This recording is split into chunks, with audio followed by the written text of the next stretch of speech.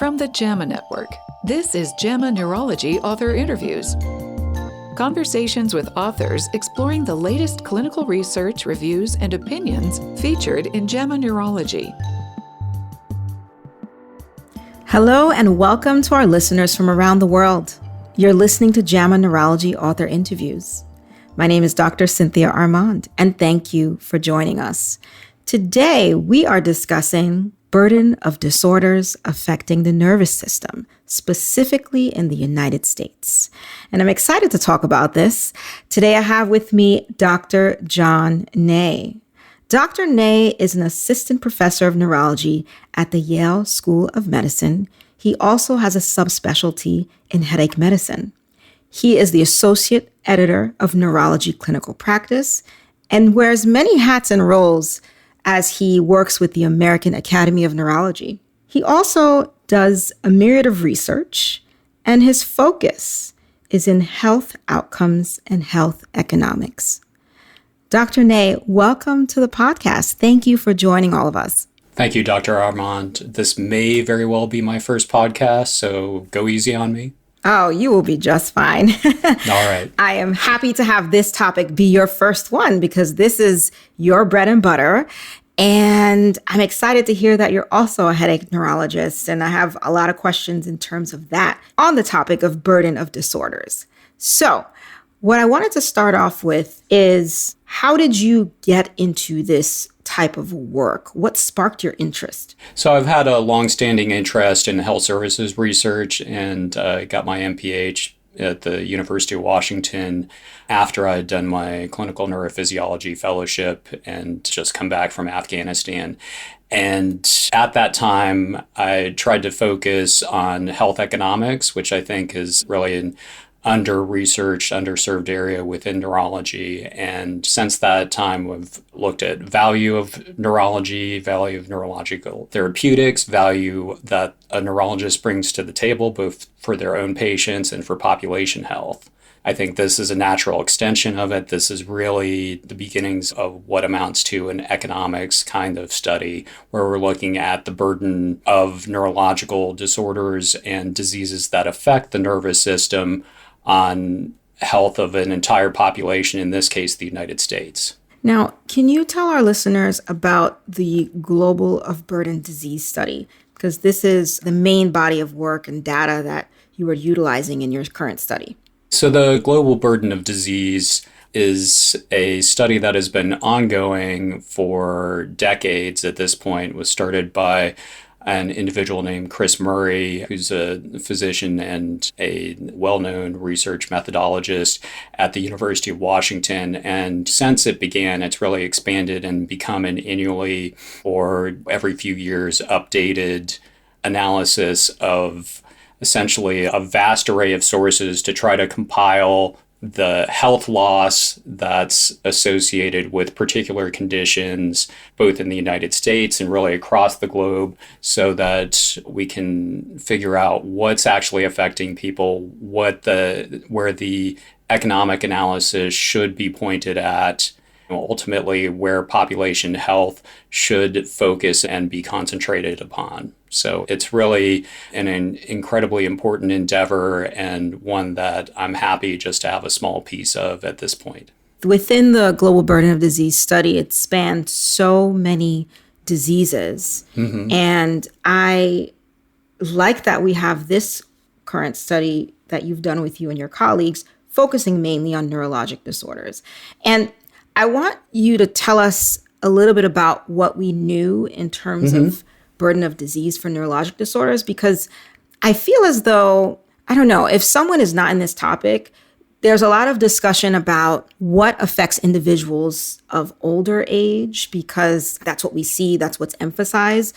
And individuals like you and I who take care of headache medicine, we understand that there's a large burden of disease across the spectrum of ages. And I just wanted to get your perspective on all of that. So prior work has been done just looking at outcomes in terms of how much money are we spending on various diseases that neurologists treat. And I think there was a study in 2017 in Annals that looked at 8 different diseases and concluded multiple billions of dollars being spent on things like low back pain, but also more traditional neurological disorders such as epilepsy, headache, and so on. These are just dollar amounts and doesn't quantify the degree of health loss that would be associated with the conditions of interest. Subsequent to that, there was another study that looked at 15 different neurological disorders, removed low back pain, and this was published in JAMA Neurology a few years back, and focused on global burden of disease methodology, particularly use of disability-adjusted life years. So again, concluded that there's massive disability, massive health loss associated with neurological disorders. And I think what we're trying to do here is expand upon that and say we have what we think of as being traditional neurological disorders. So like I said, epilepsy, migraine, multiple sclerosis, Parkinson's, stroke, Alzheimer's, and all those are included. But are there other conditions that also affect the nervous system that traditionally have not been a part of these kinds of analysis? So neurodevelopmental disorders, in particular, things like autism and ADHD, which affect a vast number of Americans. Other conditions, those related to prematurity, chromosomal disorders, neonatal disorders, and then systemic diseases that also have a strong neurological component, even if they may not be, quote, neurological in order in how they originate, and the classic one being diabetes and how it affects the peripheral nervous system and the tremendous morbidity associated with that. So trying to capture all these and putting it under the rubric, we don't want to call it just neurological disorders because that's frankly too narrow. What we ended up with is disorders affecting the nervous system, which is a little bit of a chunk of mouthfeel, but at the same time, I think really does capture what we're trying to do is say that there is an organ system here that is incredibly important, and damage to that organ system can cause a tremendous amount of health loss and health burden. And that's what we're really focused on it for this study in particular. Right. Now tell us about your methods of the setup of your study and what you were specifically looking into. The global burden of disease methodology takes a large array of sources and through systematic review includes things like death records, various published data, vital statistics, police data, census, registry data, looking at trauma, but really focused on chronic diseases, and then use Bayesian meta-regression to create estimates of prevalence, estimates of mortality associated with diseases that affect the nervous system, the years of life lost, quantifying the years of life with disability, and then ultimately coming up with the disability adjusted life year analysis, which is really the heart of the analysis and quantifies the net health loss attributed to these kinds of conditions. What were your main outcome measures that you were looking at specifically for your analysis? So we were looking at the prevalence of conditions, how many people actually have these conditions, and it's not just how many people have diabetes, but really how many people have diabetes that is affecting the nervous system, parsing those out to where the nervous system is particularly affected. Disability adjusted life years, and again, that's our major indication of net health loss. And we think about that, it's based off of the concept of health utilities, where a person can have 0 health to 1.0 health, and 0 health is the equivalent of death, and 1.0 is perfect health.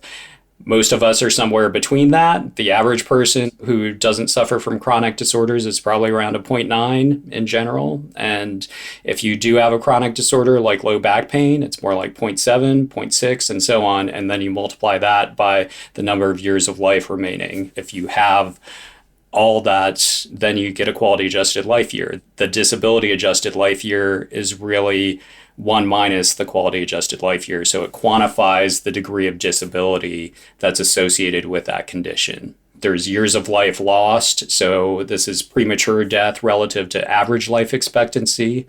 There's the years of life with disability, which is the time spent alive but with less than perfect health. And then the disability adjusted life year is the sum of those two, the year of life lost and the years of life with disability. So it gives us this aggregated number, and then we quantify that along the entire population of the United States. So let's get down to the nitty gritty. So the U.S. population in this study at the time was what? So this was in 2021, and the U.S. population was 333.2 million. In terms of conditions that impacted the nervous system, how many U.S. individuals were affected? So we calculated 180 million individuals with disorders affecting the nervous system, which works out to be just over 54% of the United States population. So more than 1 in 2. Wow. Now tell us about all of the top causes of disability that you found. What were the front runners? Well, Dr. Armand, I'm sure you would appreciate that the top 2 were headache in terms of prevalence. So tension type headache, 122 million, migraine, 58 million. So I think we both can appreciate that as headache neurologists. And then we get into, because diabetes is so common, but diabetic neuropathy also incredibly common, 17 million. And then the more traditional numbers that we think of with stroke, 6 million people, 5 million with Alzheimer's, and then from there it goes down and down. But those would be the top 5 just by prevalence. It's interesting because when I think about what I see in clinic and even just from a subspecialty in headache medicine, all of those ailments come up, even within someone with a headache disorder. So they are comorbidities as well. So you're seeing a lot of these diseases that run together, and we're seeing the high prevalence within this study and burden of disease. Absolutely. And all that is true. While we see a lot of overlapping prevalence, the study is also designed so that when we're looking at the actual disability or the actual health loss, that these are designed to be non-overlapping by condition. And so looking at the health loss in terms of disability adjusted life years, we have 16.6 million disability adjusted life years due to conditions affecting the nervous system in the United States in 2021. And just to put that in context, the next highest by organ system would be cardiovascular disease, around 13 million disability adjusted life years. And some of that is a little bit of reconfiguring because traditionally cardiovascular diseases included stroke, but we took stroke, and once you remove stroke from the cardiovascular mix, then nervous system disorders are actually number 1. Okay, because I was just going to say that figure surprised me in terms of cardiovascular being second, taking out stroke. That makes sense. That's why they took our stuff. Yes, thank God. Take it back. You took it back. Yeah, exactly. Oh my goodness. Exactly. And then if we look by disorders, the things that we know cause intense disability, intense health loss, and a fair amount of mortality. So stroke, 4 million disability adjusted life years, of which 3 million are years of life lost. So people have their life limited by stroke. Likewise, Alzheimer's disease, 3 million disability adjusted life years, of which 2 million are years of life lost. And then getting back to migraine, because it's so prevalent and so disabling for patients, that's the third most severe in terms of net health loss at 2 million disability adjusted life years, but there's no attributable mortality that we have for migraine. So that's just all disability. And then diabetic polyneuropathy, 2 million. And rounding out the top 5 is autism. And that's something that hasn't really been previously quantified in these kinds of studies. So I think incredibly important as a neurodevelopmental disorder and a disorder that affects the nervous system. Now, this is disability. We haven't even, this study's focus is not this, but I'm thinking more of cost, like healthcare costs, families who can't make ends meet because there's presenteeism, absenteeism, not being able to get to work, just losing employment. The finances, not even input in this at all.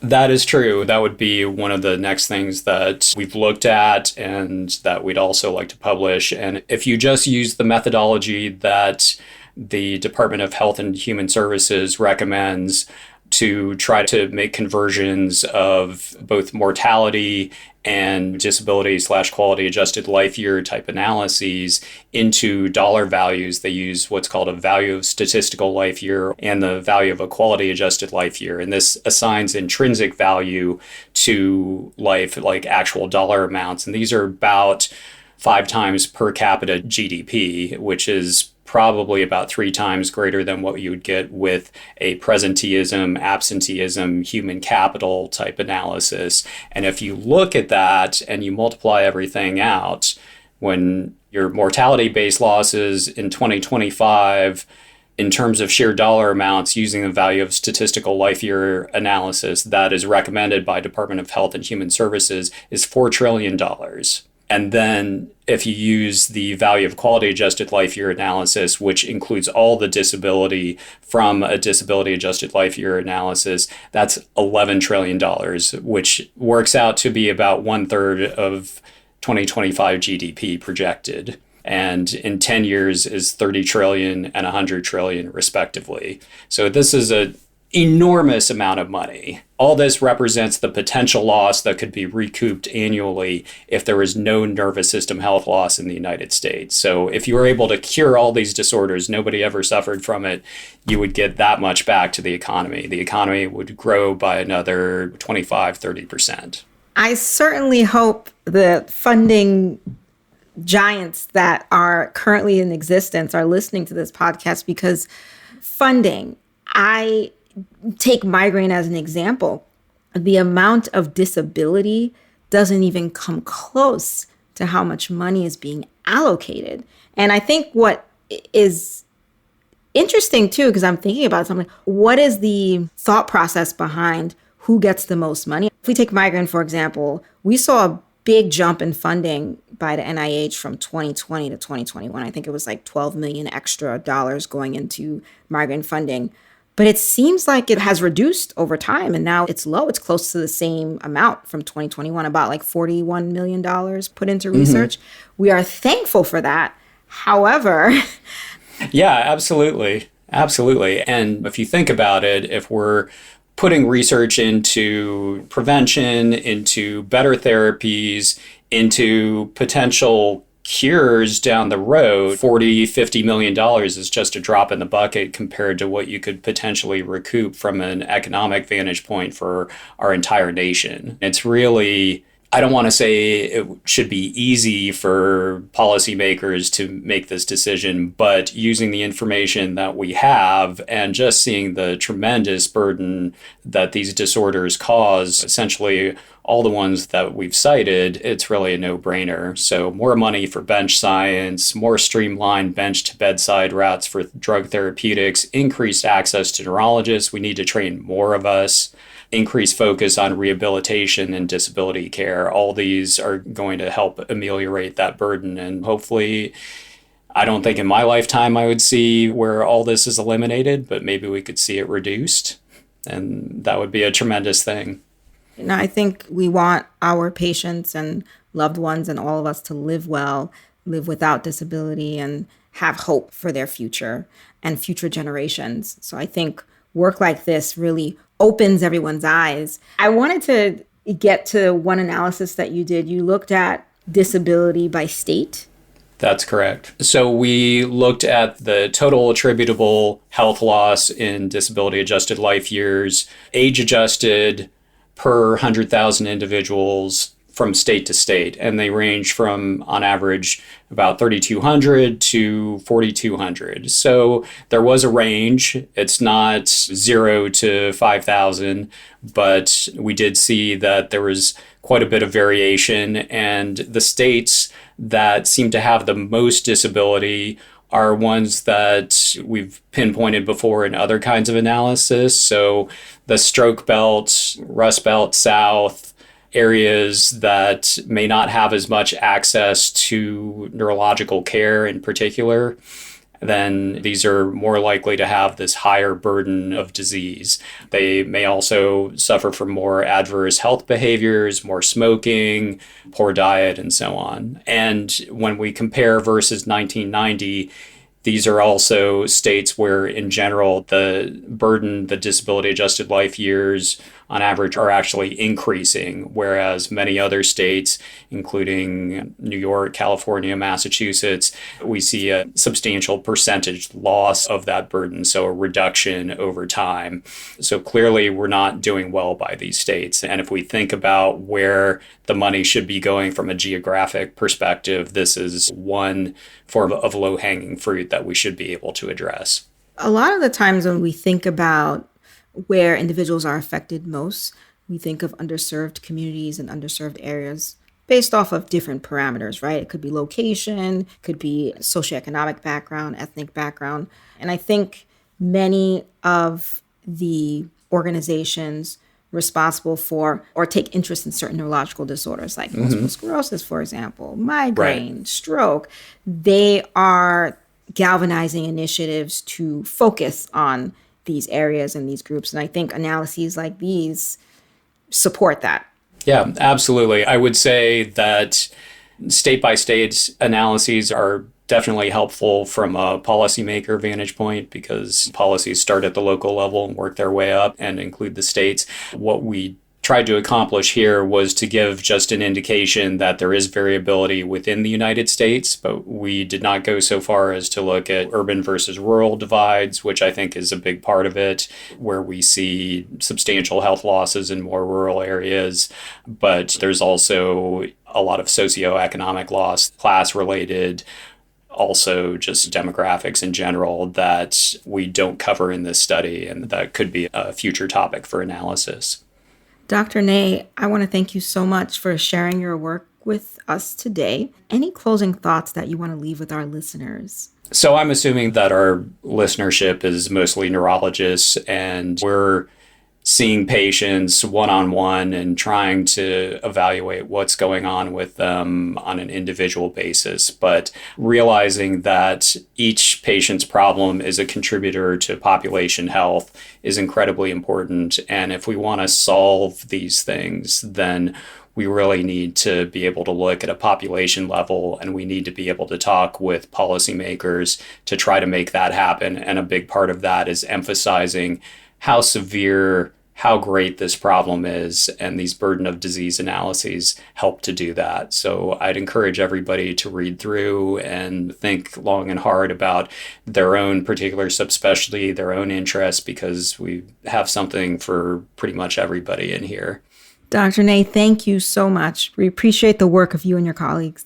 Thanks so much for having me. I'd also just like to thank the American Academy of Neurology and our excellent staff there, as well as the Institute for Health Metrics Evaluation, IHME, that has spearheaded the global burden of disease analyses and has been instrumental in pushing this one forward as well.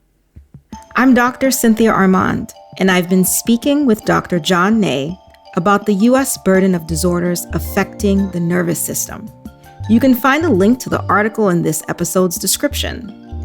This podcast was produced by Shelley Steffens at the JAMA Network. To follow this and other JAMA Network podcasts, please visit us online at jamanetworkaudio.com or search the JAMA Network wherever you get your podcasts. Thank you for listening.